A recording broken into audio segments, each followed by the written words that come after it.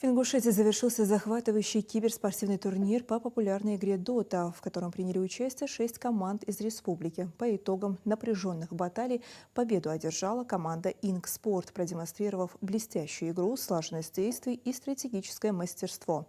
Сегодня состоялось награждение победителей. Торжественная церемония прошла в Доме молодежных организаций.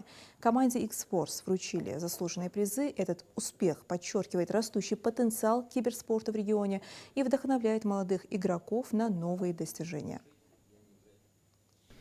По этому проекту мы не планируем останавливаться, мы собираемся его развивать дальше. Это направление в целом развивать для того, чтобы выстроить позитивный образ киберспортсмена в современном мире, потому что, насколько мы знаем, они зарабатывают большие деньги, там призовые фонды по 40 миллионов долларов бывают на международных турнирах, и большие миллионы долларов бывают на всероссийских турнирах.